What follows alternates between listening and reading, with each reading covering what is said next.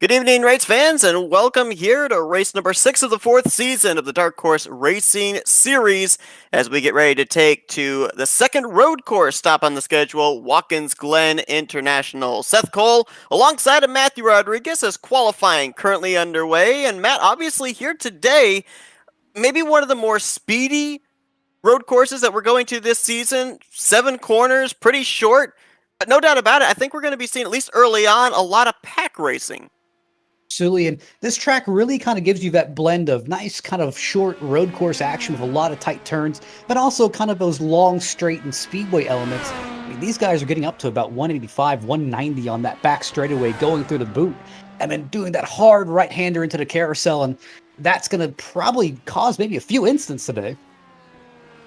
Right now, Polo Hernandez sits atop the leaderboard with a 54.137. That's almost a tenth and a half over second place Eric Schaus, who almost won this event last season. Fuel was not his friend last year, and now he actually drops to third with Bennett jumping up there to the top. But 61 laps here today. That obviously seems like an odd number of laps to have for a main event, but when you consider what we learned during the pre-race here and during the drivers' meeting, that one extra lap could be crucial because the number we've been told, the furthest these drivers can stretch it on fuel with a single car run is 20 laps. So where can you save that extra bit of fuel there for that final lap?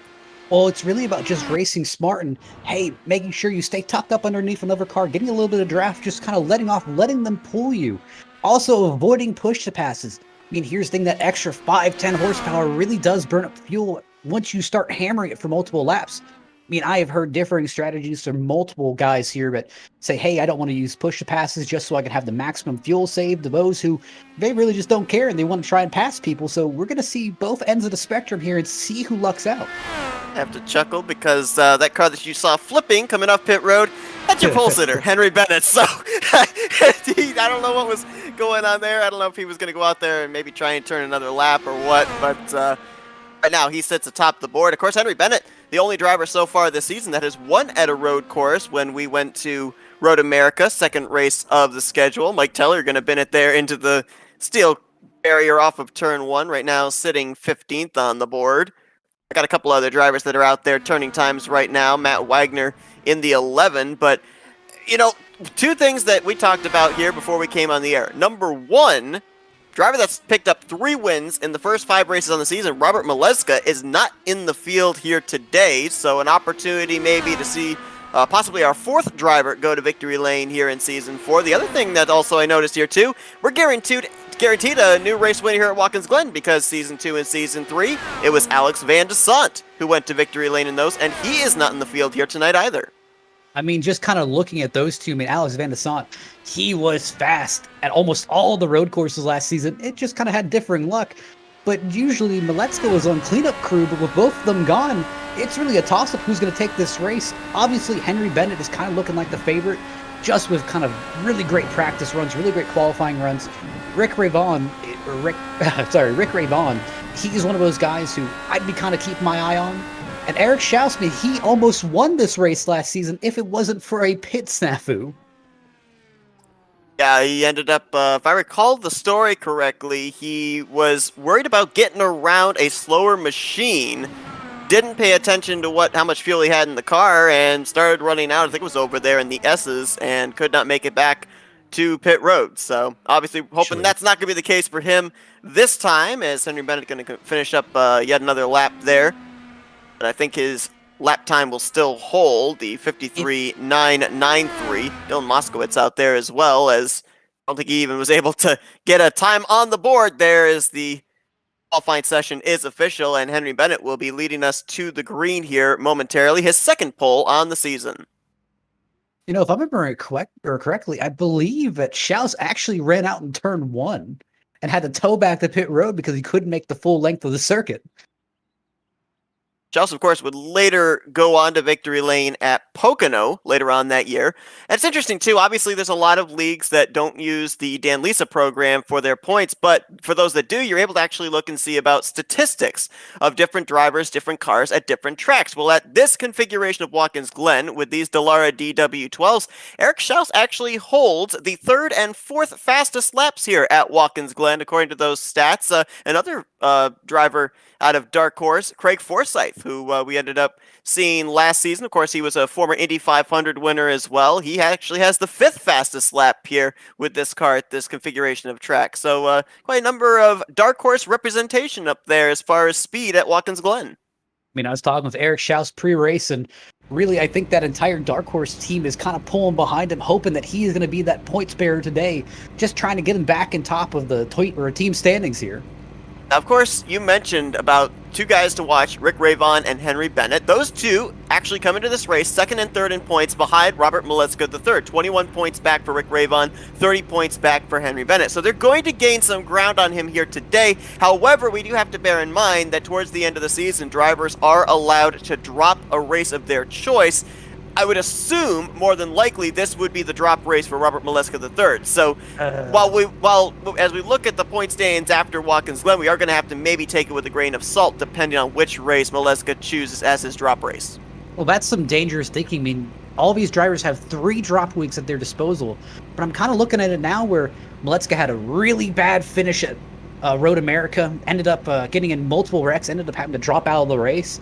He had another bad race at Kentucky, which ended up finishing in the back half of the field. And now he's missing this race. I mean, this is already his 3 drop weeks that I can count on hand.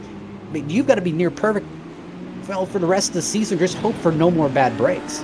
That's a really good point, because, yeah, there are a lot of tough tracks still to come. We're only 6 races, including today, into the schedule. So, yeah, very good point there. And, it will be interesting to see where they choose to have those 3 drop weeks during the course of this schedule.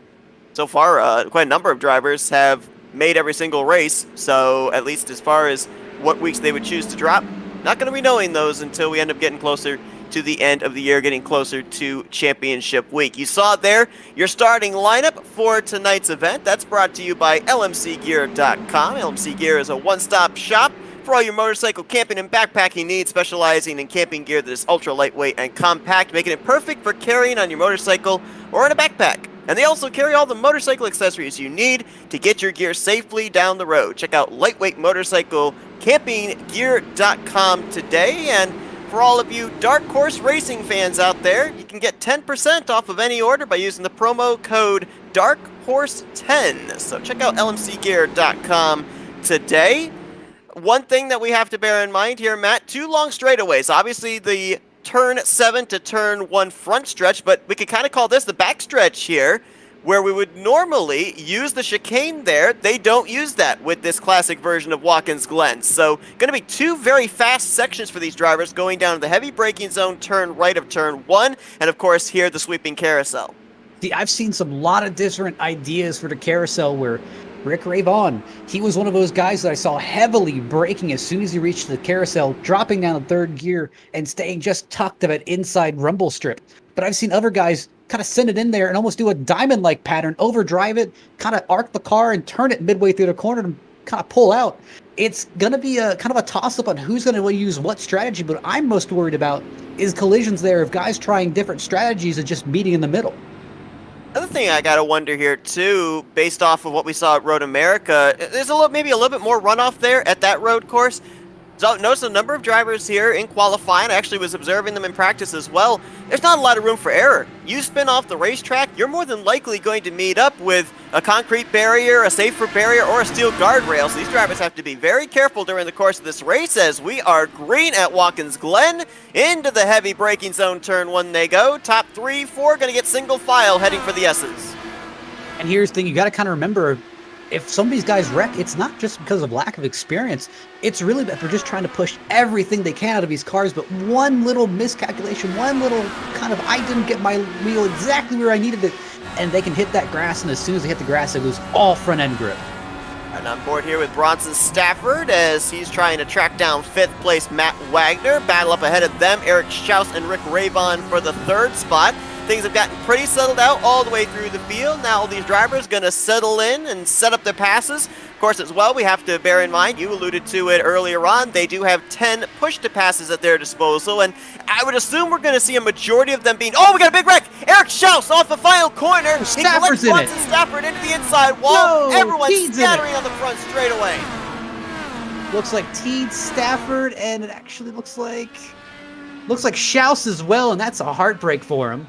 That was the car that got out of shape, that bright green 72 of Eric Schaus off of turn 7. I don't know if that car just got loose and he overcorrected it into the outside wall or what the case was. There you saw Bronson Stafford in the 61. He got involved. I see it. He was trying to kind of get into that final corner. I've known a lot of these drivers been having issues getting into that last corner. He tried to run it exactly on the rumble strips, just kind of hit it with the front wheel, hit it with the back wheel, and that was just enough to lose all grip in the rear. Schaus did a good job of trying to keep it under control, but as soon as he hit the other rumble strips on the other side, kind of whipped that car right back on around, spun it right back into the middle of the track. Noticing Mike Tellier back here as well. Going to observe his car, see if he might have gotten any piece of the incident. It doesn't look like it. I don't see any damage on that machine, but he has lost a ton of ground. Actually, maybe a little bit of damage there on that right front wing. Not 100% certain there. Charles Teed has gone off course, it looks like, as that is... Well, actually, he's coming to pit road. Yeah, Teed was involved in that last incident with Schaus, and I think he was really just trying to woe up for the entire incident, ended up locking up the brakes and slid it on around. That's what another big complaint of some of these drivers, that the right front is locking up. A lot of these drivers are swapping brake bias back to the rear of the car, but when they do that, it does make it a lot more unstable under braking, and I think T may have just gotten bitten by that bug. We will be going back and looking at the replay of what happened there with Eric Schaus and company momentarily. We're going to keep an eye here on the race lead battle between Polo Hernandez and Rick Ravon. These were second and third just a couple of laps ago. Around the same time that we had that incident off of turn 7, race leader Henry Bennett, I don't know if he's had some connection issues or what, but all of a sudden his name went gray. It got grayed out on our telemetry. He's not returned back to the server, and that was from the top position. Yes, it looks like he actually ended up losing connection, and that's, again, a big heartbreak for someone who was heavily considered the favorite entering this race. Polo Hernandez, now the top driver, about 2-3 car lengths back to Rick Ravon, who spent a good portion of not only the practice session, the official practice session, but also the earlier practice session as well, up towards the top of the leaderboard, so we know he can turn fast laps. And Matt Wagner, back there in third. I mean, you remember from last season, Matt, this was a guy that was always looming up there in the final portion of the podium, just couldn't quite get on the same zip code as Alex Van de Sant and Robert Molesky III, who always seemed to have those good battles at the road course, but he was always there. I was really hoping you were going to bring up Matt Wagner, because, I mean, he's usually not a name that you look to at road courses to really fight for these wins. He's usually that guy who just stealthily has a quiet race, consistent race, and ends up getting really good points. But at Road America, that wasn't the case. I mean, he actually was dealing with a broken wheel that race, and he was waiting until his new wheel to come, and here's the thing, he's got his new wheel now. And right now, I mean, you've got Rick Ravon right in front of you and Polo Hernandez, and I'm thinking this is really a Matt Wagner race. If he can at least gain some consistency, some speed, he can get up there and fight for this. Just saw Dylan Moskowitz. He was facing the wrong way, spun it out in the entrance to turn 1. Eric Schaus has finally brought his wounded car to pit lane after his incident over in turn 7. Looks like he is possibly using the fast repair, the only fast repair available to these drivers. Bronson Stafford, who's back on the track as well, has already used his fast repair at this point. A little bit surprised here. I know that when there's incidents on track, usually there's just local yellows. With that incident we had off turn 7, and a lot of drivers approaching that area and all darting left and right to avoid, maybe a little bit surprised that a full course yellow didn't come out at that point in time. Really, that's up to the discussion of race control, but again, usually they like to keep it green where strategies can really play out. And again, on a caution on lap 1, that could change a lot of strategies here, and you could kind of derail a race idea here, because that one lap can be so vital. We're going to drop back here as the field's gotten somewhat spread out. That battle for the lead is still close, but we do have to take a look here at what happened back on the final corner of the first lap here with Eric Schaus. He was running in the 3rd position at the time. He had Rick Ravon all over his back bumper there, going through the final couple of corners, and You alluded to it there, Matt. Just got those right sides on the rumble strip. Never was able to get the car to make the corner the way he wanted it to. I think anybody hits him, but everybody else scattering to avoid. Teed and Bronson Stafford, obviously, they made some contact with either the inside or the pass outside for the walls. lead. Rick Rayvon looks like he's taken over Polo Hernandez on the long straight. He's going to get him into the carousel. Looks like Hernandez got a little bit loose. And I didn't check to see, but he might have used one of the push-to-passes in order to be able to make that move. Ironically enough, right now, Rick Rayvon, only 7 laps in, is already 3 push-to-passes deep. So here comes the eternal debate about where you really use push-to-passes at. I mean, here's the thing. I'm kind of in that crowd of I want to use up all my push-passes at the beginning of the race when this field is all close together and kind of fend out for myself later part of the race, maybe just kind of hold out. But a lot of these guys, they're kind of in the, I don't know if I want to use push-to-passes just because maybe I'm not familiar with this track, or just they're part of, I want to save fuel.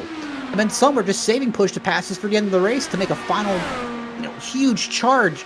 I kind of heard differing opinions on push-to-passes today. This is interesting. Look how Polo Hernandez is going to stay alongside of Rick Rayvon. He utilized the side draft to stay alongside him. Rick Rayvon, actually, to edge ahead, used another push-to-pass right there. So he didn't gain a whole lot of an advantage, and he's now down to 6. But here's the big issue. You saw when they were going to that carousel.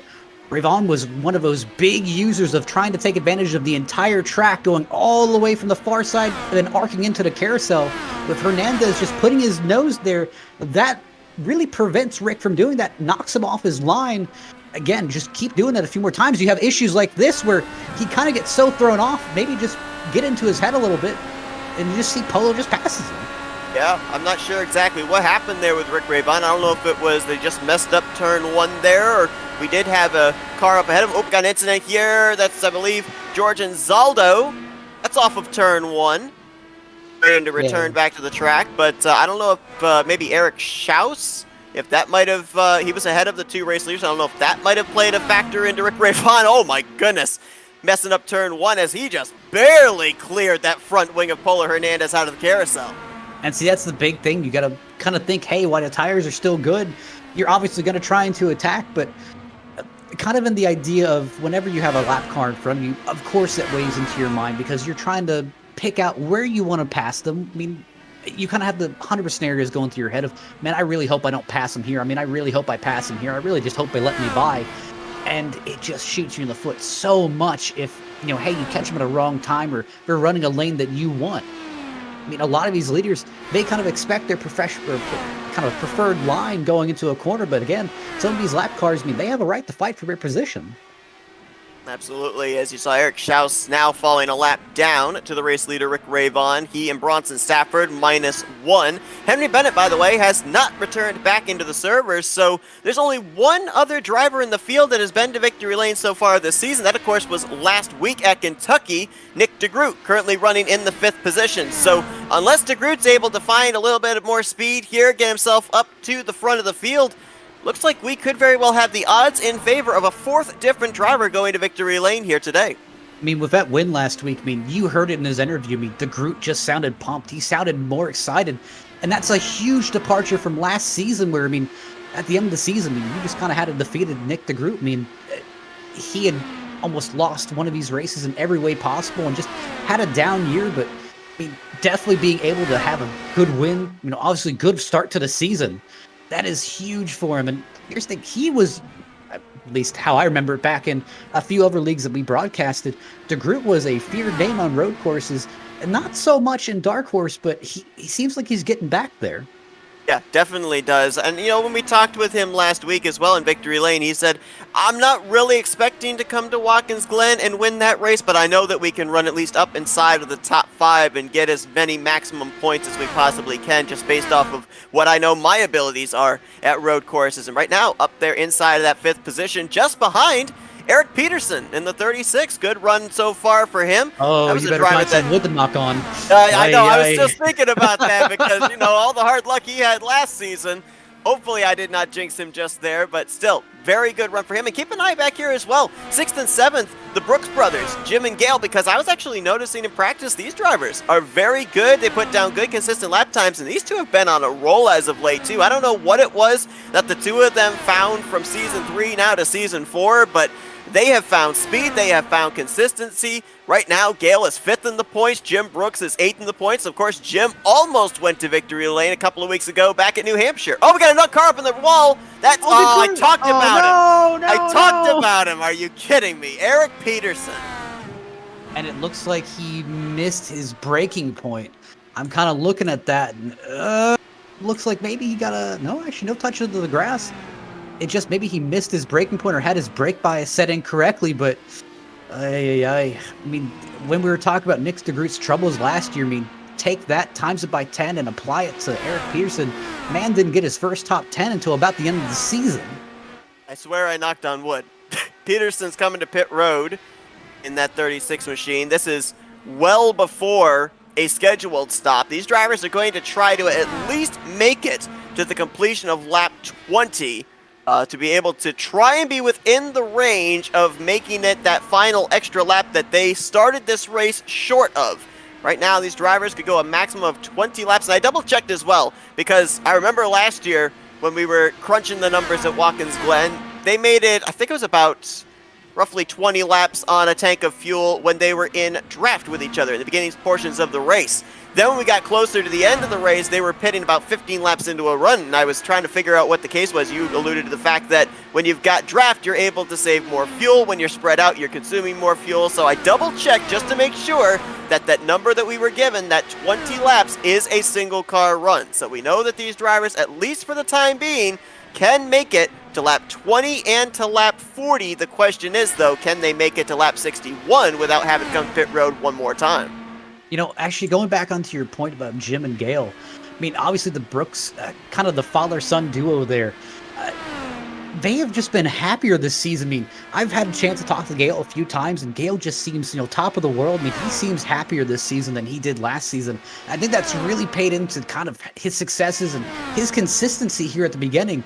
And obviously for both of them to be in contention for that win at New Hampshire a few weeks ago, I mean, that almost just fueled the fire. I mean, obviously there's a few heated feelings after New Hampshire, but I think either one of them's really, I'd say, has the best chance to get a win this season. Yeah, and even Gale Brooks ended up playing some strategy in last week's race at Kentucky. Was out in front for quite a number of laps and ended up bringing it home in the 4th position. So, yeah, definitely seeing that both of the Brooks, they have definitely turned up the heat as far as competitiveness. We got a car on pit road. I'm assuming this is unscheduled for the 7 of Gary Corley, and yeah, the damage that I could see there on the front wing area, looks like that's around the right front. That says to me that he's gotten into trouble at some portion here. Just take a look back here, and it actually looks like he spun into 1. Kind of that same issue. A lot of drivers have been having issues on the exit of 1. And it's kind of gotten worse as you've gotten more longer into the run. Obviously, with the tires wearing out, especially the rear tires. Looks like he just got on the gas way too early. Didn't even really hit the rumble strips and spun it around. He's lucky he didn't break the suspension on that car, but obviously the wing being damaged, not a good day. That's one thing that I observed during practice is that rumble strip there over in turn 1. It seems like drivers it gets really slick with the back end of the car when they get up on that. Yeah, and it kind of has differing feelings here. I mean, some of the guys who obviously wish iRacing would definitely go and rescan this track up to the more accurate version, because they would love to, I probably would guess, to more accurately use that extra runoff as extra space to race. But there's some that, I mean, here's the thing, they're just trying to push as hard as they can, and they just end up touching that rumble strip, and the car really just bottoms out when you get the middle of the car over that rumble strip, and it just makes it so undrivable, and you have to let off to let the car catch. But in a race scenario, when you're racing someone side by side, that's not the first thought that goes through your head, and evidently it ends up turning some of these guys around, and that tire barrier outside of the pit exit typically is your first landing point. Dylan Moskowitz driving away from the incident there between himself and I believe Eric Schaus off of the exit of turn 6 between 6 and 7. Both drivers continue on. Moskowitz going to lose quite a number of spots and actually got lapped as well by Rick Rabon. So right now with the pace that Rick is laying down, we've only got 9 drivers on the lead lap. He also lapped Mike Tellier and also lapped Gary Corley, who was just on pit lane. You know, I went ahead and took a look at that Moskowitz incident. Honestly, it looks like he was really just trying to push on braking and see if he could push his braking point out farther. Ends up just pushing a little bit too far. Unfortunately for Schaus, when Moskowitz spun, he kind of just did a stationary spin and just started spinning in the racing line. Schaus decided to go into the kind of the gravel to avoid it, but obviously unfortunate. And here at the closest battle on track, and this is for the 4th position, Nick DeGroot, that green machine of Jim Brooks. He has been getting bigger and bigger in his rear view mirrors. Last time by, Jim Brooks ran a little bit more than 1/10 of a second faster than Nick DeGroot, and his pace has been consistently faster these last 3 laps. Absolutely. And he's still looking throughout the field, trying to see who I can really pin out of a lineup here. Oh no, Jimmy Drynan spinning around the exit of pit road. And also another car looked like might have possibly had a slight issue. 6 of George Anzaldo was slow at a portion there, but looks like he has been able to continue on as well. He is the next car that Rick Rabon is going to be catching. And I want to take a look at one of the cameras we've got here. It's a cool camera that shoots back looking at the driver. And watch the head movement here on Rick Rabon. I mean, that thing is bouncing back and forth. It is not an easy ride around Watkins Glen at all. Yeah, this track is one of the bumpiest in its current configuration. Without the repave, I mean, a lot of these bumps going down into the 1, a lot of these bumps on the back straightaway, they just unsettle the car so much. You see Rabon going into pit road this time. Polo Hernandez is staying out. Now, this is at the completion of lap 19 for Rick Rabon. So this says to me that he's not even thinking about 2-stop. He's going to have to absolutely make 3 stops here in this race. Polo Hernandez, on the other hand, if he can make it around to the completion of lap 20, he as well as Matt Wagner, those two, they're thinking about possibly saving that extra lap of fuel and only making this a 2-stop race. I mean, kind of, you had to look at Rick's race thus far. I mean, he has been really pushing hard, really aggressive in this race. I would not be surprised just getting fresh rubber on it and, honestly just trying to see if you can make up spots that way rather than trying to stretch it on fuel, maybe having to slow down more. And especially he has been on the push to passes the entire race. That's what I was going to ask you, because if you look at the guys that stayed out, Polo Hernandez, Nick DeGroot, Gale Brooks, none of these drivers have used a push to pass yet. Wow! I don't know who that was that Polo Hernandez cut right in front of. I think that might have been the 6 of George Anzaldo, but man, that was close. And I got to think, I mean, I did not hear Polo call out pits at any time, so to be honest, George was in the right. He was giving him the racing line, but I mean, you got to be a little bit more vocal about that stuff. There's Polo pulling into his pit stall. Watkins Glen, one of the unique pit roads with the fact that at least if you've got a pit stall up near the front, you're actually facing downhill, so you have to use maybe a little bit more brake to get into your pit stall than you'd be used to, as Nick DeGroot's going to stay. Now, this is interesting with DeGroot Gary Corley staying out. Blocks Rick Rabon. And you got to think, he is on fresh tires. He's trying to make the most of it. And you've got these cars, and that's what I'm telling you, that these lap cars can easily change the race for some of these leaders. Now, this is interesting, though, with Nick DeGroot, because he's going to make it 21 laps here on this first run. Could very well here on the very first stint have saved that 1 lap of fuel that he needed to make this a 2-stop race. He might be able to. Obviously, the kind of that nice line graph goes here to how much fuel you saved versus how much time you're losing by saving said fuel, so it's going to be kind of a toss-up here. I think the undercut's going to be pretty strong. Well, Rabon, I don't think is going to be able to make it on 1 more pit stop. I think he's going to have to be to pit lane 2 more times. Another number that I was actually given pre-race is if you come to pit road 32 seconds or higher ahead of the driver behind you from the race lead, you will leave pit road more than likely still the race leader. But if the driver that's trying to chase you down when you hit pit road is less than 32 seconds behind you, you're going to lose that race lead. I mean, we could easily kind of see it with how some of the pit lane times have gone thus far. Man, it looks like Jimmy Drynan's currently still on pit road. Looks like he was getting some damage repaired, but I mean, here's the thing. We see 31.2, 31.2, 31.9. I mean, a lot of these guys are just getting on and off of pit road quickly, but really what would really help out Rick's strategy is he pits. You got Polo 32 seconds behind him, and here's the thing. Rick would come out on fresh tires, and Polo would still be saving tires, so that's an easy kind of a walk-away win for him. I just don't think it's going to be that easy.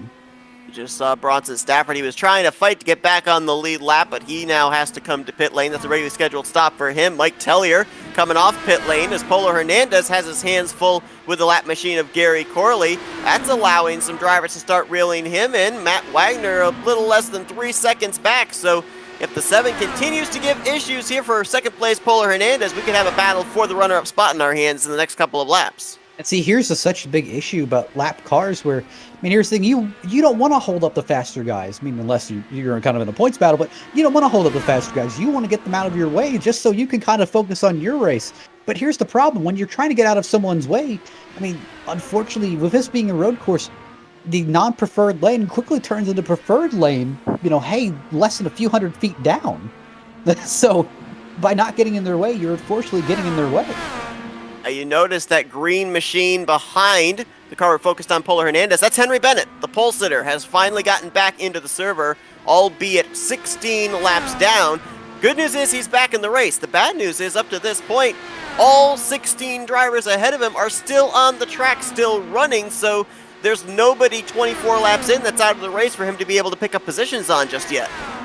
Yeah, and that's the thing where I think he's really just kind of hanging around, seeing if anyone drops out, but again, this is kind of a points recovery day. This will probably be one of his drop weeks, but if you can try and avoid it being a drop week, or hey, you could even have a worse week than this, and I know it's kind of hard to say, but you can have a worse finish than this, you want to try and gain all the points you can just to salvage as many points as you can.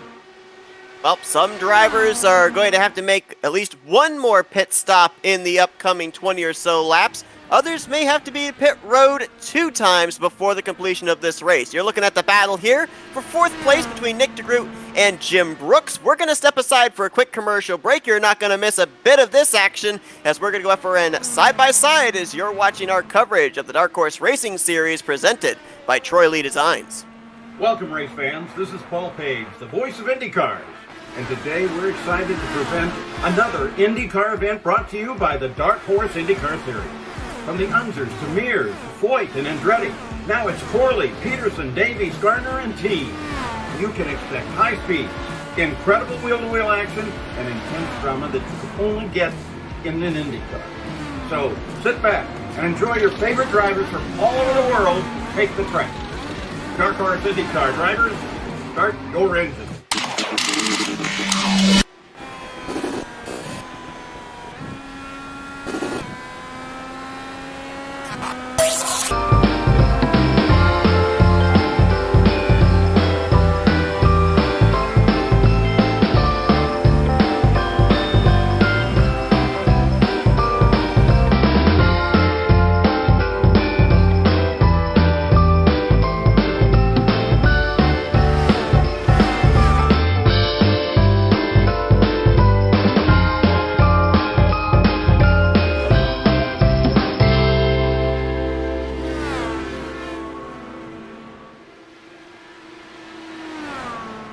Welcome, race fans. This is Paul Page, the voice of IndyCars. And today we're excited to present another IndyCar event brought to you by the Dark Horse IndyCar Series. From the Unzers to Mears, Foyt, and Andretti, now it's Corley, Peterson, Davies, Gardner, and T. You can expect high speeds, incredible wheel-to-wheel action, and intense drama that you can only get in an IndyCar. So sit back and enjoy your favorite drivers from all over the world take the track. Dark Horse IndyCar drivers, start your engine.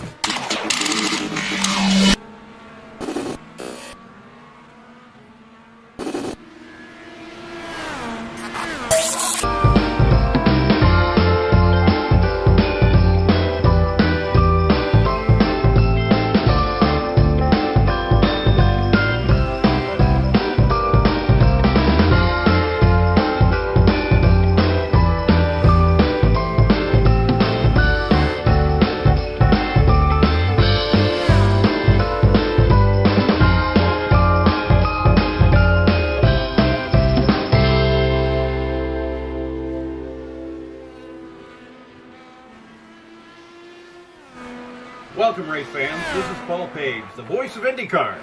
And today we're excited to present another IndyCar event brought to you by the Dark Horse IndyCar Series. From the Unzers to Mears, Floyd, and Andretti, now it's Corley, Peterson, Davies, Gardner, and Team. You can expect high speed, incredible wheel-to-wheel action, and intense drama that you can only get in an IndyCar.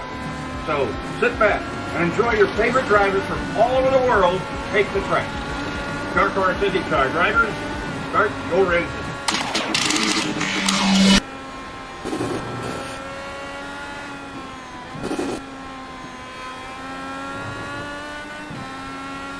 You're watching FRN's coverage of the 6th race of the season for the Dark Horse Racing Series presented by Troy Lee Designs here at Watkins Glen, right on board with second place Polar Hernandez, who is about 4.2 seconds behind our current race leader, Rick Ravon. That battle for 4th place, though, continues to rage on. Nick DeGroot, Jim Brooks, they have been no less than 5 car lengths between each other for the last 3 or 4 laps. Yeah, Jim is not letting DeGroot out of his sight. He is really trying to track him down, but he may be aided by the lap cars in front of him.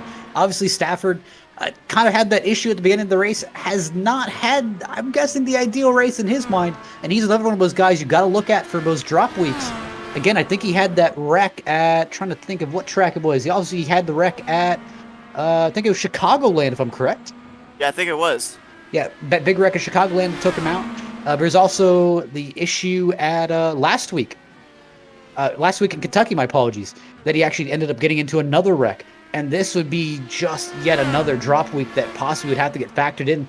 Again, 2 of the, I'd say, really championship front runners at the beginning of the season, they're really kind of in risk here of both Miletzka and Stafford. And right now, Rick Ravon leading this race. He's been very consistent this year, even though he is still chasing his first trip to victory lane. 21 points back, second in the overall standings coming into this one. His finish at the first road course race, Road America, was a podium, 3rd place, but he is a guy right now that's looking like the one to beat. But before we went to break, we mentioned the fact that he came to pit road at the completion of lap 19.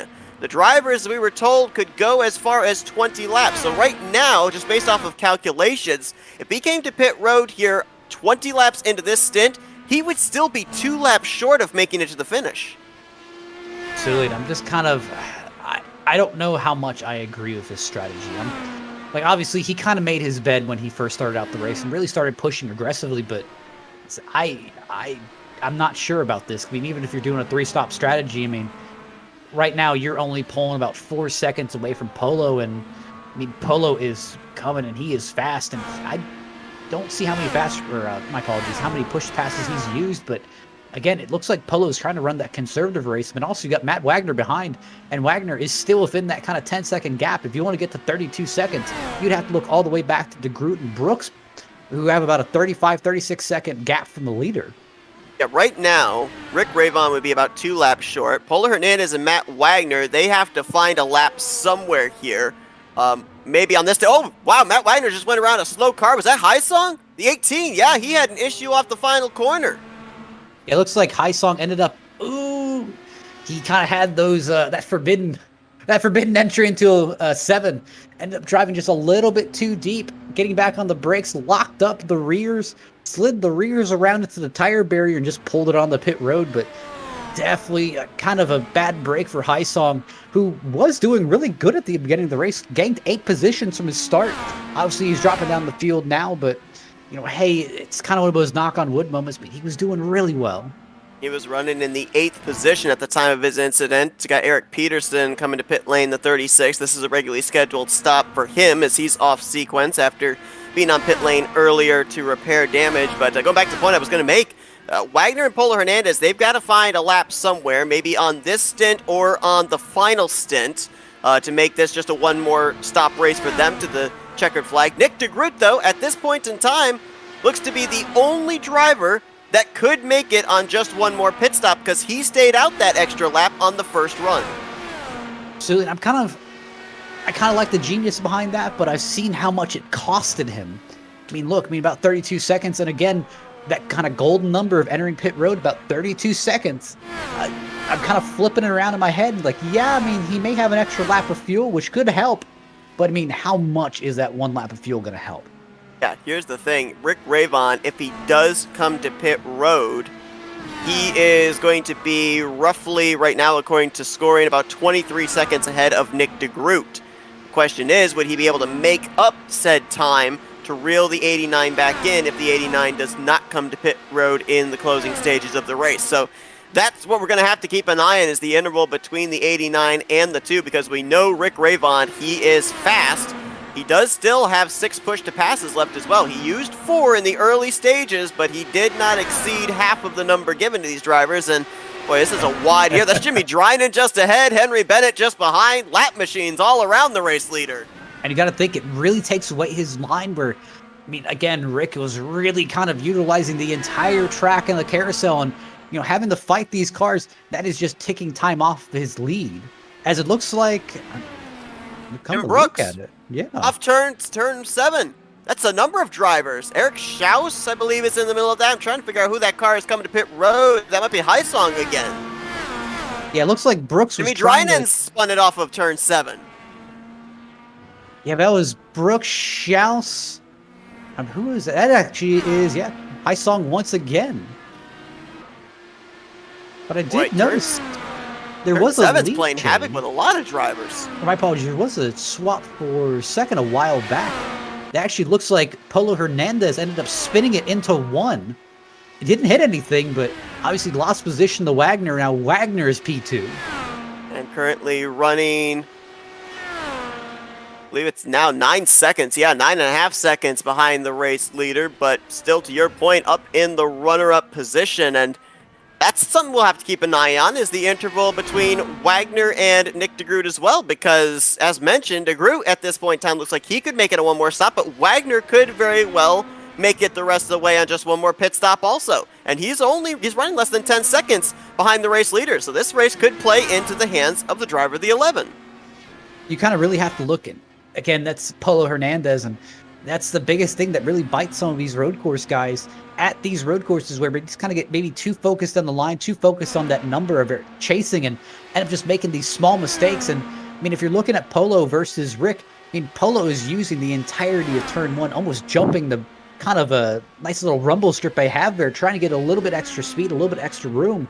But by doing that, he's unsettling his car every lap. And here's the thing, you can get lucky 35 times, but all it takes is that 1 time on lap 36 to kind of knock you around. Gil Brooks, we just saw hitting pit lane. This is about 6 laps too early to be coming to pit road to make it on just 1 more pit stop. So not certain about this off-sequence call for the 71. We'll wait and see how it plays out, though. Gale has fallen a lap down back to the 9th position. Well, Gale also Right has now- damage. I kind of understand that. I mean, it's better just to bite the bullet right now. Go ahead and take that fast curve. Just get yourself back up to speed and take the lap loss. That makes sense. I didn't realize the 71 had damage, so that would actually answer for the earlier pit stop. Actually, in terms of fast repair, there are a lot of drivers that have used them at this point in time. The highest running of them is Eric Peterson, up in the 7th position. Also, Bronson Stafford, Gale Brooks, as you just alluded to, using a fast repair. Jeff Heisong, Eric Schaus. They have all used fast repairs in this race, and I'm going to assume that for some of these others that we know have run into trouble but have not used their fast repairs, they're probably going to use it on their final pit stop. Yeah, that's the thing. I mean, you just kind of want to make sure your car's all set to go, because, I mean, with this being a road course, the likelihood of a caution obviously goes way down unless, you know, there's a track blocking incident and it takes everyone. I don't expect a caution to be called. So might as well, for that final run, if you think you have any damage, even if you don't think you have any damage, might as well just take that fast repair, go ahead and put it on the car, and then just make a beeline to the kind of end and hope that you don't hit anything. Bronson Stafford, I think, may have had an issue there.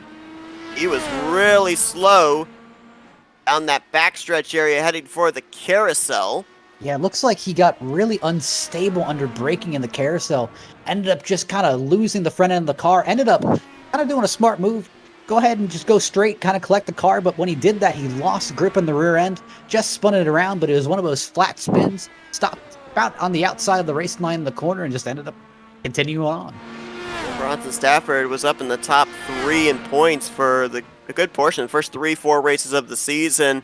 things have started to go a little bit south for that 61 machine last week after Kentucky. Well, Mike Tellier right ahead of the race leader with an issue. A teammate to the 61. So Rick Ravon having to adjust a line there off the exit of turn 1, but Stafford dropped 2 spots after the hard luck of Kentucky last week, now to 6th in the standings. And I've been keeping an eye here, Matt, on the lap times of one Matt Wagner. He got around Polo Hernandez. Hernandez, last couple of laps, has been running about in the 54.5 range, high 4s, maybe low 5s. Wagner is running in the 54.8, sometimes low 55. So that says to me, he's backed his pace down. He's trying to save that extra lap of fuel that he would have been short of. He's trying to save it on this run. Absolutely. It looks like the 97 of Mike Tellier ended up retiring from the race. That's going to be our first DNF of the race. But honestly, look back at that incident. It is just kind of the same textbook thing we've been seeing all race of, some of these guys just carrying too much speed in the one and then just touching that rumble strip on exit just enough to ruin that kind of the grip of the rear tires, spin him right on around to that tire wall at pit exit, and almost collected the leader. Rick Ravon and Polo Hernandez on pit road from 1st and 3rd position. And this is coming to the completion of lap 39. So this says to me that Polo Hernandez could find himself in the same boat as Rick Ravon, possibly 2 laps short of making it to the finish. Matt Wagner going to inherit the lead. If he can make it one more lap after this would put him right on the cusp, right on the window of this being his final pit stop of the day. We'll see if he ducks to pit road this time or if he stays out for an extra 2.45 miles. See, I'm I'm still throwing that around in my mind, and I don't know if it's worth the risk almost. You see Wagner come on the pit road. Really, the person who may be in the best position here is the group, but again, that risk versus reward. The group did stay out that extra lap. He did save a little bit extra fuel, but look how far he is behind the leaders. I just don't know if it was worth it. Yeah, see, here's the thing. Right now, he is running in the 4th position, has not pitted yet, and Rick Ravon, Polo Hernandez, they've completed their stops. They're already down the way, and they're still ahead of him. So even if the two of them have to come back down pit road and top off the fuel tank. Moskowitz. Is that Schaus? I believe that was Moskowitz. Let me take a look back Gale here. Brooks. It was Gale Brooks, the 71. Oh, and he took out his front wheel too. It looks like Gale's ended up parking it here. Bronson Stafford, I believe. Break. Also, I don't know if he got involved or if he was slowing to get to pit road. And Dylan Moskowitz in the 4 also on pit lane. Looks like Stafford maybe saw the incident coming up ahead, tried to brake a little bit harder than he usually does, ended up sliding it. Didn't hit anything again, but he definitely not a comforting sight. And Gale Brooks is now out of the race as well. So based with there being more than 20 laps to go, these are 2 positions, Mike Tellier's DNF and Gale Brooks now in the garage area, that Henry Bennett will pick up. So while obviously it was looking like it was going to maybe be a Rick Ravon versus Henry Bennett battle here today, and Bennett getting hit with connection problems, falling multiple laps down, 15th is better than 17th in terms of points gained. That's multiple guys in our top 5 who, top 5 in points that really have had a hard hit today. Obviously Maletzka not showing up, that's going to hurt him tons. Henry Bennett, obviously having those issues, being back in the pack now, that's not ideal for him. Then you've got both Gale Brooks. Just saw what happened to Gale Brooks. That's P5 in points. P1, P3, and P5. It's not a good day to be an odd number, but that's really big points implications. Yeah, it definitely is. Now, go back to the point I was going to make there before we had that Gale Brooks incident off of turn 7. Rick Ravon has inherited the race lead back again after we ended up having Matt Wagner hit pit lane. Nick DeGroot is still yet to come to pit road. He might be on pit lane this time by, and he is. He's in 4th. He is 3 positions behind Rick Ravon. He's going to lose time on this pit stop. Rick Ravon, who, in my calculations, is still short. He could still come down pit road in the closing stages, just top off the fuel tank and be down and away before Nick DeGroot even gets around. So what was looking like possibly the 89th race, all of a sudden this has shifted over to the 2. However, let's also remember Matt Wagner, he pitted 1 lap later than Rick Ravon did. He's less than 10 seconds, 7.7 seconds behind Rick Ravon. Polo Hernandez, he almost ran into the back of Wagner. And that's battle for second place there, but First it was looking like the 89, then it was looking like the 2. All of a sudden it's looking like it's Matt Wagner's race to lose. Absolutely, but looks like Polo is pushing hard, trying to get past Wagner here. He wants to go and try and fight Rick Ravon here. And I'm wondering if you're Matt Wagner, if you let the 0-1 by, because right now Wagner is 1 lap better on fuel than Polo Hernandez is, and you see him run wide there through turn 1. I think that was by design to let Polo Hernandez use up his stuff, use up his fuel. Right now he is also projected 2 laps short of making it to the finish. I mean, you got to think, let him burn up his stuff, let him go and hopefully race Rick, and let them both burn up fuel trying to fight each other and just kind of stay back here. Now, I'm not saying for Wagner to kind of lose a bunch of time like the group did, but as long as he stays in here, he may have a really good shot at making this. Charles Teed coming down pit lane. This is potentially his final stop of the day within the 20 laps to go window. Best battle on track right now really is for that second position, but we saw it exchange hands, so I'm not necessarily certain it's going to close back up again. Wagner on Hernandez. Yeah, that was a really good recovery from Peterson, already to P5, and we're going to find some wood to knock on around here. I was going to say, did you knock on wood this time? But obviously, that is a great recovery for him, but going back to last season, the results that he had last season did not reflect his racing last season. Obviously, went up there, led races, fought for wins, and it never failed. Every time just something happened and it took him out of contention. This is obviously the first full-time season for our top 2, Rick Ravon and Polo Hernandez. Matt Wagner, in the last 2 times that Dark Horse has run here at Watkins Glen, only took part in last season's event, finished in the 3rd position. The only driver coming into this race that's finished in the top 5 in both the Watkins Glen races, he's up in the 4th position right now, Nick DeGroot. He ended up finishing 3rd here back in Season 2, 5th back in last season, Season 3, and looking now for a trifecta of top 5s at the Watkins Glen International. Absolutely, just got to look at it. Some of these guys you obviously have kind of circled on your list saying, yeah, we're obviously going to be good at some of these road courses, but definitely a strong showing from the new guys, both Ravon and Hernandez. Obviously, right now for Rick Ravon, looks like he could be the points leader heading into next week, which is going to be at Homestead Miami Speedway, but Nick DeGroot also looks like he could be moving up through the standings. He was only 41 points back, 4th in the standings coming into this one, of course, after his victory last week at Kentucky. Yeah, I'm kind of just looking through the field here and trying to get a good gauge on the guys who are obviously going to lose a lot of points today. Henry Bennett, one of those guys that I know is going to absolutely lose points just being so far down. Now, he probably will pass Tellier and possibly Brooks before the end of the race, provided that neither of them come back in to finish throughout the race. But still, a P15 finish, not good for him. Still looking down the field, Matt Wagner's really kind of in a position to have a really good day, whether he finishes 3rd or 1st. Really great day for him. Still looking down the field, obviously Polo Hernandez, whoever he gets 1st, 2nd, or 3rd, going to be a great points day for him.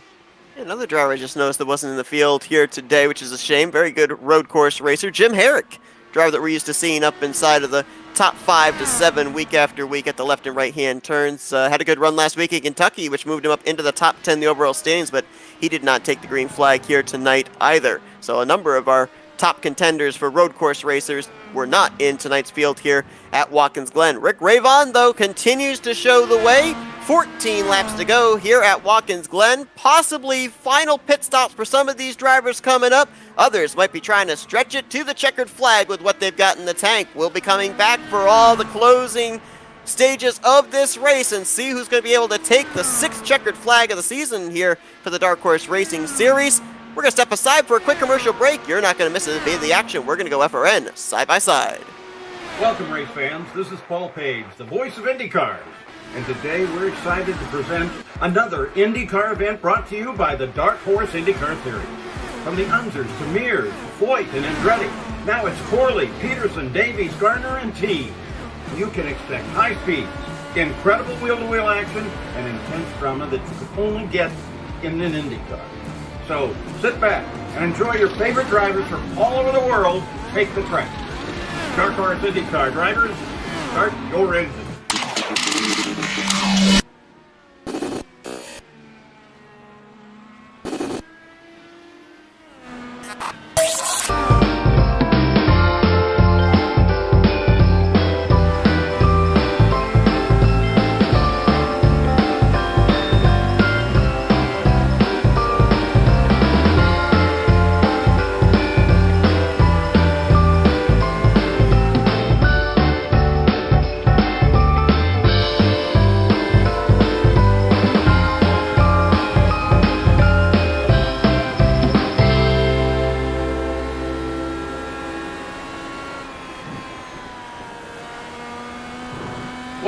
fans. This is Paul Page, the voice of IndyCar.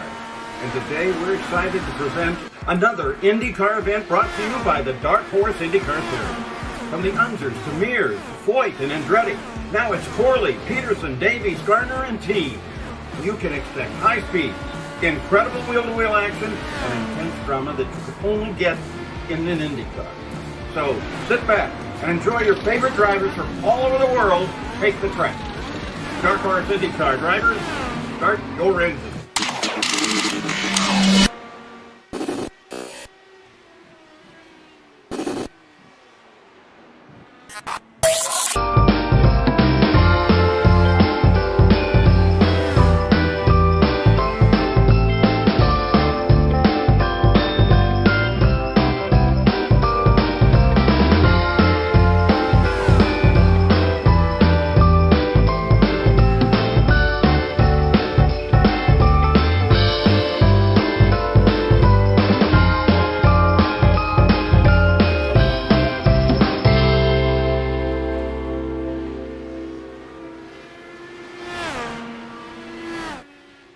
Welcome, race fans. This is Paul Page, the voice of IndyCars.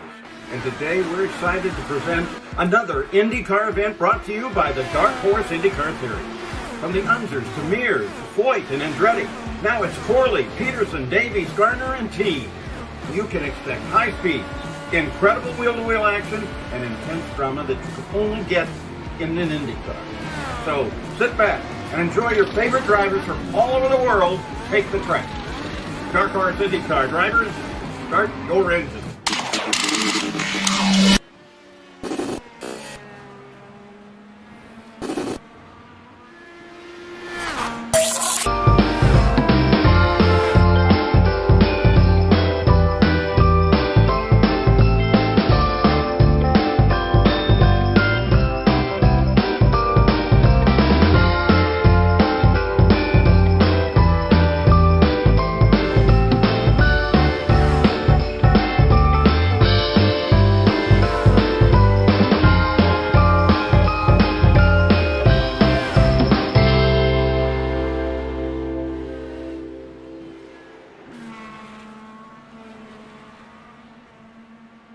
Ten laps to go was hit last time by here at Watkins Glen as Rick Ravon continues to show the way here at Watkins Glen International, but Ola Hernandez has been cutting down that lead. It's now down to a second between those two, and as we've been observing here, a lot of drivers up inside the top five have really backed their pace down, a lot of them running in the low to mid 55 lap times right now. Hernandez is not one of those drivers. He is in full go mode right now. And obviously Polo is really just trying to push the pace because, as Seth kind of mentioned somewhere under commercial, it looks like Rick had been kind of backing down his laps, just being more conservative to save fuel, but now that Polo's really right on Rick, he really needs to start pushing. Notice his last lap time was a 54.828. Polo's last lap time was a 54.577. Now the biggest thing that could really kind of put a bullet in this strategy would be Polo overdriving a corner like he did last time and kind of spinning off in turn 1 or turn 11. That could be a big hit to this. But right now, Matt Wagner's just kind of crossing his fingers, hoping that Polo's going to run Rick as hard as possible, and they're both going to be out of fuel. Now Wagner has really backed his pace down as well. I think at this point in time, he would be able to make it the rest of the way to the checkered flag with what he's got in the tank. Rick Ravon, as mentioned, was saving. I'm not necessarily certain if he was able to save long enough before he's going to have to hold off this challenge from Polo Hernandez, because he was anywhere from a lap and a half to 2 laps short based off the calculations that I have. Now, he has been running around quite a bit of traffic as well. I don't know if maybe getting a little bit of draft off of some slower machines or some drivers on the tail end of the lead lap, if that might have been aiding him on this run or not. See, now you kind of get that interesting mind game because they both pitted on the same lap. So they're both wondering if they both have enough chance or have enough fuel to make it. That's the big question that they're both wondering is, do we have enough to finish this race? Because obviously he seems more confident than I do. And Wagner's over there, hey, he's 1 lap to the good, so you gotta be wondering if some of these guys, if I can make it, are we sure? You saw Rick Ravon move way to driver's right into the draft of Bronson Stafford before slingshotting around him to put him now 2 laps down. I'm not sure how much that helps. Yeah, I don't know.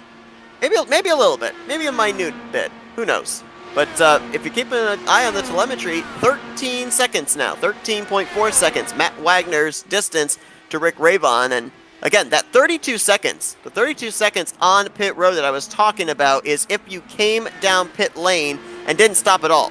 That's just the amount of time spent from commitment line to commitment line on pit road. That does not count the amount of time that it would take for these drivers to complete a pit stop, which I would assume if any of these guys up here at the front come to pit lane, it's going to be just fuel only. Don't bother taking the tires. Just get as much fuel as you need into that tank to make it to the checkered flag and then down and away.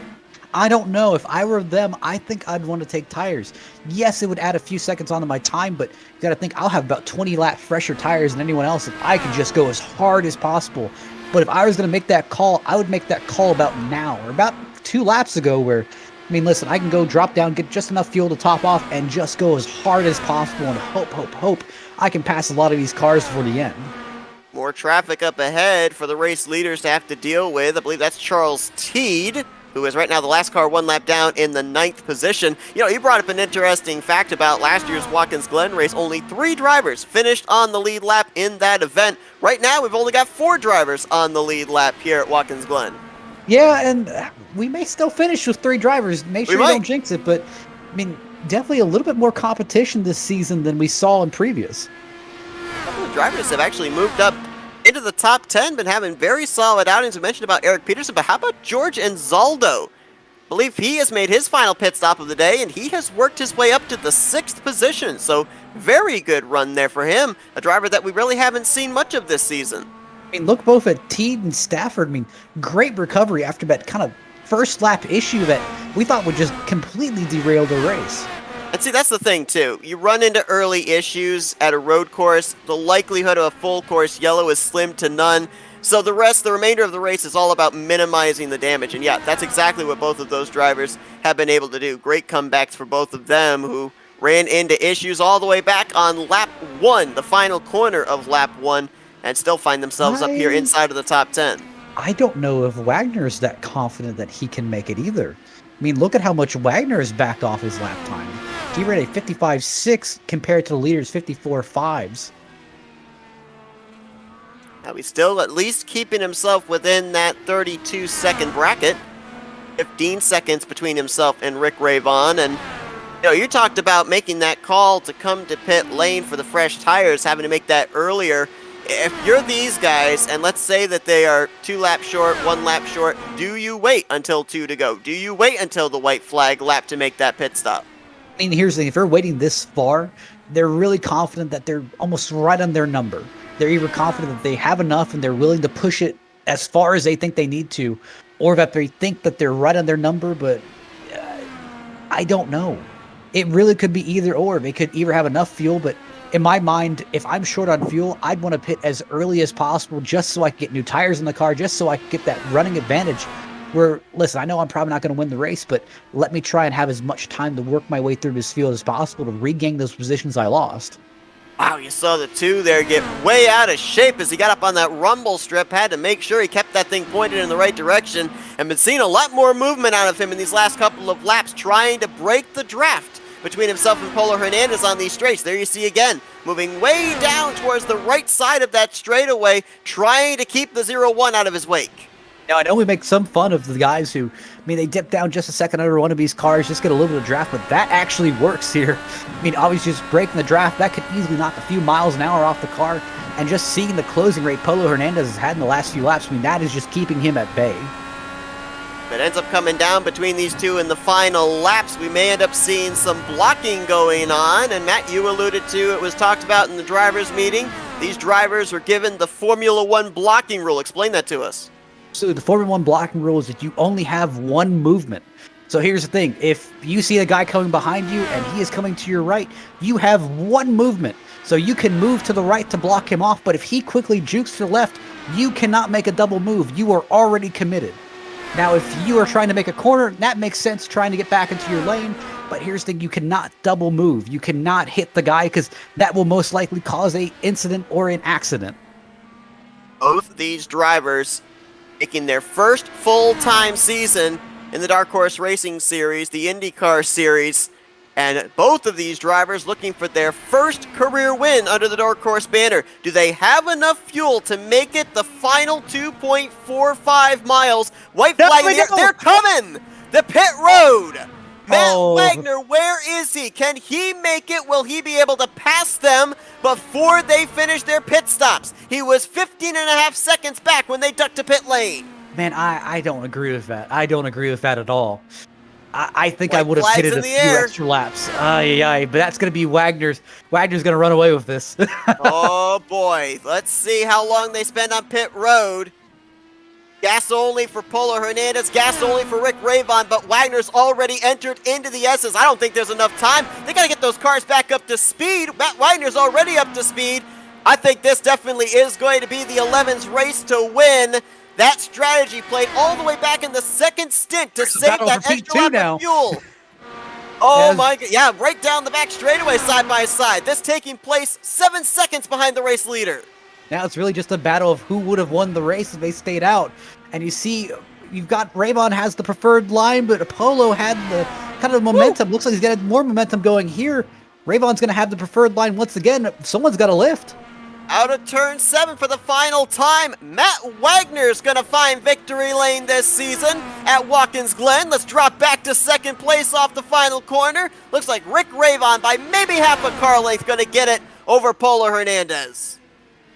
Even though his strategy didn't work out perfectly, it's still a good day for Nick DeGroot. I mean, here's the thing, P4 and on the lead lap. I mean, that is much, much better than he had last season. And again, that is just good momentum to keep going forward on. And first car to finish a lap down, but with a top 5. How about George Anzaldo? And Wagner, it was all the way back in the second stint, I do believe, when he started backing down his pace that he saved that extra lap. And the key thing was he managed to keep the 2 race leaders within 32 seconds. I don't think that Rick Ravon grew any more than 16 seconds between himself and Matt Wagner. That's about half the time that it would have been for a full trip down pit road without even a pit stop. You know, I'm actually seeing a lot of these guys who are out of fuel here. I don't know how many laps these guys have. I don't even know if Stafford has even crossed the line to complete his current lap. I don't think he'll actually finish. I think he'll DNF. You're right. That car is still coasting through turn 6. And you can't get many assistance. To complete his lap.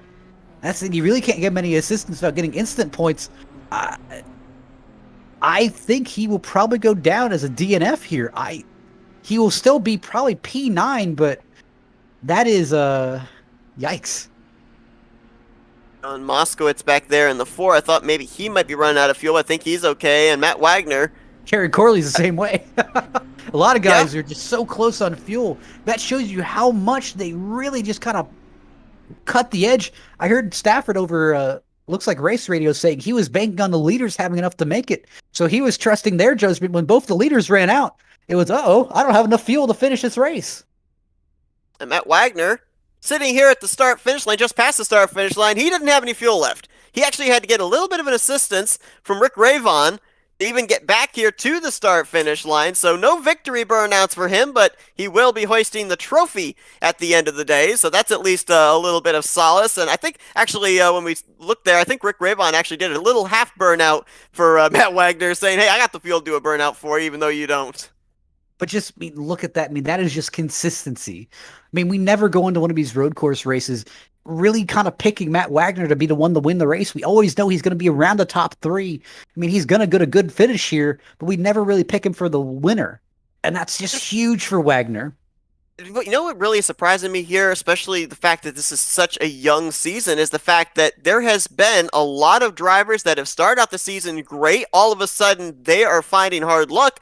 On the flip side, drivers that start out in the first 2 or 3 races with the hard luck, all of a sudden, they're finding the consistency. And that's why the points have been so close as they have. And that's what's made it so difficult to really pick a favorite here for the series. And just kind of, you got to look back at Matt Wagner's kind of last season, and he was one of the guys in the points battle early in the season, and then somewhere around mid-season just kind of fell apart. I mean, this is kind of a different story. I mean, at the beginning of this season, he's been kind of back in the points, hasn't really been competing, but this win will definitely kind of almost throw him up into the competition. Yeah, last year, Matt Wagner had bookend wins on the season, won the opener at Auto Club and the finale in the Indianapolis 500. And this is actually going to, I believe, I'll have to double check on this, but I believe this is actually Matt Wagner's first road course win under the Dark Horse banner. So a little bit of history being made for him personally as well here today. Rick Ravon and Polo Hernandez, though, great battle there for the lead and then eventually for second on that final lap. They're going to finish on the podium. Rick Ravon will undoubtedly be taking the points lead into next week's race at Homestead, Miami. Nick DeGroot there in fourth and George Anzaldo in fifth, as we mentioned. Eric Peterson, good run for him. A nice comeback for him after early damage sustained. He's going to be sixth. Jim Brooks continues his consistency with seventh. Charles Teed, Bronson Stafford, Gary Corley, other drivers that we mentioned that had issues during the course of this race. They'll at least salvage top tens here today. And you were right, Bronson Stafford, he did lose a lap there since he didn't make it back to the start-finish line. So instead of the last car one lap down, he's the first car 2 laps down, but still in the ninth position. I actually did a little bit of digging back. I mean, Matt Wagner's last road course win actually looks like it was in season 2 at Donington. That was his last road course win 2 seasons ago, so that's huge for him. Definitely is. Great job for him. You see the drivers back here that had issues that really weren't able to overcome them. And then Henry Bennett, really no issue of his own. Connection problems from the pole, dropped to dead last. About 15 laps in, he finally got back into the server, was able to move his way up past a couple of DNF drivers, Gail Brooks and Mike Tellier, to finish in 15th, but obviously not what he was looking for when he led the field to green. Well, that's not good. It looks like I'm on the bottom of the points. Got to start the car. It's a great 18th place finish. Good job. much effort. Let's see if we can talk with some of our podium finishers here tonight after a wild one at Watkins Glen. See if we can talk first with the guy who brings it home third place. It's his second podium, I believe, on the season, and that's Polo Hernandez.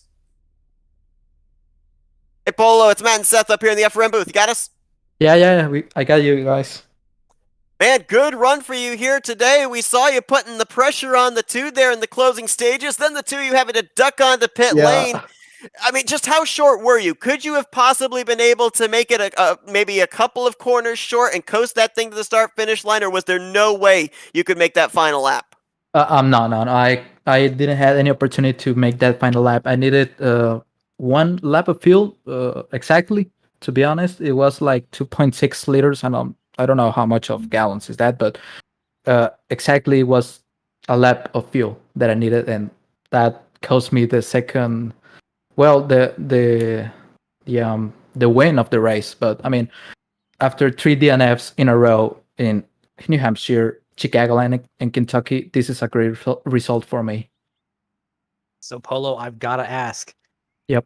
Do you think this race would have had a different outcome if you came down maybe 10 laps earlier, took just a gallon of fuel, and ended up maybe taking new tires and trying to run down Rick? Or do you think Rick had enough to save that 1 lap of fuel and possibly make it to the end? I was thinking about that, to come to the pits like 5 laps earlier or 10 laps, I don't know. But my mentality was on catch Rick and Matt, and then try to save fuel. But I didn't try to save fuel. Sorry. I mean, my mentality was just on get the podium because I needed that result. One thing that we talk about at road courses, doesn't matter what road course it is when you come up on traffic, sometimes it depends on where you catch them and to how much time you gain or lose to the driver that you're trying to battle. How difficult was it getting around traffic here today? Because obviously with a lot of issues that took place for drivers, the field was pretty spread out.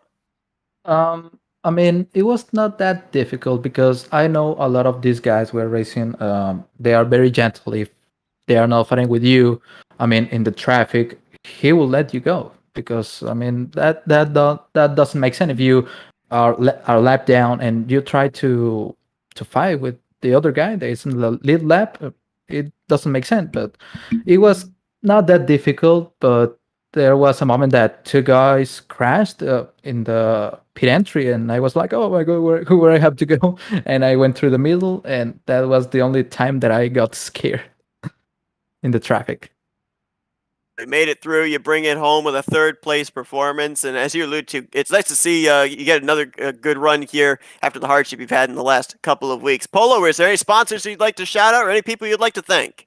I like to thank my father. He was always watching me. He was in the other room watching the TV. I'd like to thank him and my friends. I don't know who is watching on the stream. Well, that's Polo Hernandez. Third place here today at Watkins Glen. Congratulations on a good finish there, Polo. Well done. Thank you so much, guys. Let's see if we can now get the guy that he was battling for the race lead and then eventually on that final lap for second place. Guy who dominated this race up until the very end, Rick Ravon. Hey, Rick, it's Matt and Seth up here in the FRM booth. You got us? Hey, what's going on, man? I got you. Man, we talked about the top of the program. We thought this was going to be a fuel strategy race. So close to picking up your first win on the season. You've been so consistent this year. Just how close was it of maybe possibly being able to stretch it that final lap, or did you absolutely have to pit that time? Well, unfortunately, when I had to go in for the final stop, well, the second, as it turned out, the second to the last stop, I looked at how many laps were left and I went, oh no, we're going to be a lap short. So from that point, I had to short shift and, clutch it and do whatever I could to try to I knew the Polo was going to run me down because, he's just so fast and I was going to lose a lot of time. But once he got to within I'd say about 2 seconds, I knew he was going to get the draft soon. So then I decided to turn it back up. But as it turned out, we were about, I think, 3 to 4 tenths of a gallon short when I came around to take the 2 to go. I looked down and I saw 1 gallon left. And when I came around, I had, I think, 4 tenths left. And I said, yeah, I'm not going to make it around another time. Dang it. So I had to pit. But I was surprised to see Polo pitted too. I thought he could make it. And at that point, I thought, okay, this is cool, man. It's going to be a race out of the pits, and this is going to be a race for the win, splash and go. And, that's what it was between us. But dang it, that Matt Wagner, he snookered us, man. That was awesome. So, Rick, I'm going to ask you the same question I asked Polo. If you would have pitted about 5-10 laps sooner, took fresh tires, do you think you could have outran Polo?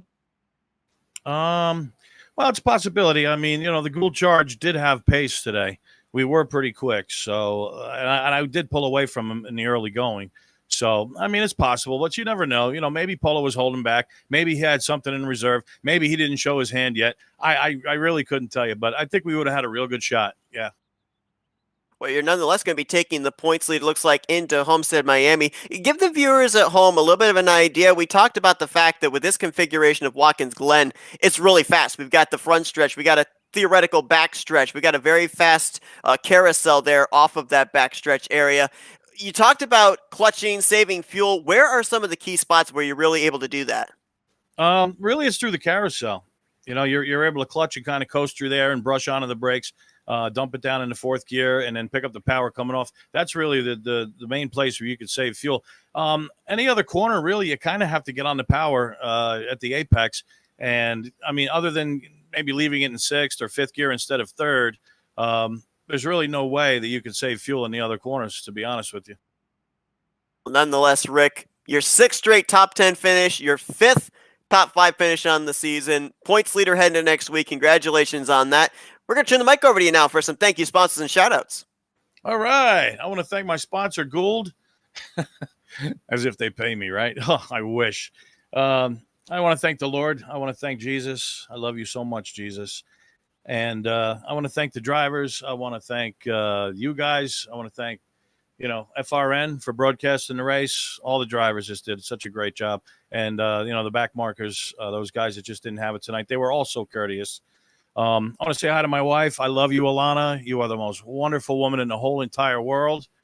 I want to say hello to my 2 daughters, Zoe and Mila. I love you guys, and hopefully you guys tuned in from about 40 miles away from me. Oh, and one last thing. I want to thank the guys that put this league together. This league is awesome. Totally awesome, dude. That's Rick Ravon, P2 here tonight at Watkins Glen International, and your new points leader heading into next week at Homestead, Miami. Congratulations, Rick. Thanks so much, Seth. See you guys later. And let's see if we can talk with the guy that went to victory lane here today on the fuel strategy call. Let's dial up Matt Wagner in victory lane. Hey, Matt, it's Matt and Seth up here in the FRM booth. You got us? Oh, I got you loud and clear there, buddy. Well, man, I'll tell you what, up here in the booth, we were crunching the numbers, trying to figure out who could make it. I saw you back in the pace down there on that second stint. Obviously, you expected this thing to come down to fuel, but did you expect it to be as close as it was? Yeah, according to my calculator, I had 0.2 remaining toward the end. That was really, really cutting it close because by the end of the race, I ran out of fuel on the back stretch. Now, Matt, I remember back at Road America, you're kind of talking about having some wheel issues. No wheel issues tonight, which is nice to see. But obviously, this really aged your championship point standings. Do you think this is going to age going into next week? I hope so. I haven't looked at the schedule. I don't know what's the next track. You guys are fairly good on stats. Oh, you got Homestead, Miami next week. Oh boy, Oval, not road course. Okay, you know what? I actually really enjoy that road course, and they don't iRacing. I wish they would schedule it. But anyway, I knew as soon as that last stop, he wasn't going to make it because he had to save 2 laps of fuel, and I was 1 lap short. So I started clutching it during the carousel. I'm sure you guys were seeing it on the replay there because it worked out. I'm very happy. I'm excited, man. Well, one thing that definitely kind of played a factor into who some of our front runners were going to be and some of our front runners that we expected run into trouble was that incident on the very first lap off the final corner, and you were right behind that. We talked moments ago with Polar Hernandez, and he said, man, that really scared him. Just how close were you to being involved in that, and how much of a heart-stopping moment was that? I went back and looked at the replay. That was very close. Whoa. I almost made contact with Schaus. I swear I was like probably about a foot right off his front wing for him taking me out. And also, I feel bad for Bennett. He had a little bit of connection issues, and by far, he is the class of the field on road courses, and everybody looks up to him. Well, we talked about, Matt, the fact that the first couple of races of the season, not quite the performances that you wanted, but man, you've really turned it around here the last couple of weeks. You now find victory lane for the first time here in Season 4. Congratulations on that. Matt actually went back and looked through the stats of your last road course win back in Season 2, so nice to see you break that winless streak as far as the road courses are concerned. Now we're going to give the opportunity for some victory lane. Thank you, sponsors and shoutouts. Oh, yes. I'd like to thank HyperX, LMC Gear, Troy Lee Designs, my Area 51 team. Shout out to them, my whole team. Jim, a good finish in 7th. We're pretty proud of them. And of course, Dark Horse, who makes these things come together. And I really appreciate their time and effort. And you guys and your backgrounds, your history is phenomenal. Your broadcasting is phenomenal. Keep up the good work. That's Matt Wagner may not have had the fuel to do a burnout, but he definitely has the adrenaline to be able to celebrate down there in victory lane. His first win on the season here tonight at Watkins Glen International. Congratulations, Matt. Best of luck next week at Homestead. Thanks, guys. Beer's on me. What he doesn't know is that he just made an offer, but he cannot take back. You can have mine. Anyway, Matt Wagner with the victory, of course, as we mentioned. He started out the season last year with a trip to victory lane, the season opener. Waited a little bit longer here to be able to pick up his first win on the season, but obviously a 2-time winner last year, and as mentioned, there's a bunch of guys all of a sudden. Nick DeGroot with his win last week, Wagner here this week. They're starting to now jump up there into the top 5, up into the top 3 in the point standing, joining Rick Ravon and Robert Maleska III that have been up there pretty much the entirety of the start of the season. The new faces starting to jump up there. This points battle for the championship, even though we're not even to the halfway point, it's definitely heating up. I mean, we definitely see there's a lot more different winners than last season. And I mean, even with the track kind of combos that they've had this season, it's similar to last, but just the upgraded competition over last season. It is just leagues ahead. I mean, just seeing you got Nick DeGroot getting his mojo back. You've got a bunch of new guys coming in. We've got existing guys, kind of the Brooks family there, but really just kind of stepped up their game this season. It's amazing. Definitely is. I mean, right now they've actually updated the point standings. 35 points separate the top five. Rick Ravon, now the new points leader, 24 points over Maleska III, DeGroot, Wagner, and Henry Bennett. That's your top five. Polar Hernandez, with his runner-up finish tonight, jumps up 4 spots to 8th. Eric Peterson, finishing just outside of the top 5 and 6th. He jumps up 4 spots to 10th. So a lot of moving and shaking going on here at Watkins Glen. And if I remember correctly, too, last year when we had that fuel strategy race, Watkins Glen played a big part as well into drivers gaining and losing spots in the standings. So no doubt about it, it's one of those marquee tracks where you definitely have to keep an eye on who's doing good, who's doing bad, because later on down the end of the season, those that are in contention, those who are not, you could actually maybe look back at Watkins Glen and say, yeah, that definitely played a part in it. Tell you, the big equalizer is going to be Long Beach. A lot of different drivers have a lot of different opinions on that, but I think that's really going to shake up the points. Now, what are we thinking for next week for Homestead Miami? Because so far this season, we've run a number of ovals.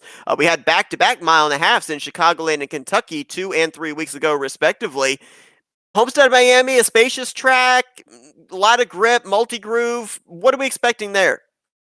I expect a lot of side-by-side racing, kind of more or less what we saw at both Kentucky and Chicagoland, just on a faster and kind of a more expanded pace. Think of Michigan in a way, but a slower Michigan, but we're faster in Kentucky. It's going to be interesting to see if maybe we'll get our 5th winner on the season. So we got our 4th here tonight with Matt Wagner going to victory lane at Watkins Glen International. Thank you to everybody that tuned into our broadcast here this evening. We hope that you guys enjoyed it. Matt, appreciate you joining the booth for this one. I know you wanted to go out there and turn some laps here at Watkins Glen, but really great to have your knowledge up here in the booth of what these drivers were experiencing here in this road course race. Oh, it's always nice to be talking down to your competitors when you know if you went back out on track, you'd probably just dump it in one. Was not going to mention that, but nonetheless, you mentioned it for me. Once again, though, thanks to everybody that tuned in tonight. Hope you guys join us next Wednesday night as we're going to bring you coverage of Race 7 at Homestead Miami Speedway. But once again, congratulations to Matt Wagner on the win here tonight. Once again, thank you to Matthew Rodriguez for joining me in the booth, and we'll see you guys next Wednesday as we continue on the schedule for the Dark Horse Racing Series presented by Troy Lee Designs. You've been watching another broadcast this evening courtesy of the Flat Out Racing Network. This broadcast is the copyrighted work of Flat Out Racing Network and may not be rebroadcast, retranslated, or used in any form without the express written consent of Flat Out Racing Network and iRacing.com Motorsports Simulations. Flat Out Racing Network would like to thank you for your support, and we hope you enjoyed tonight.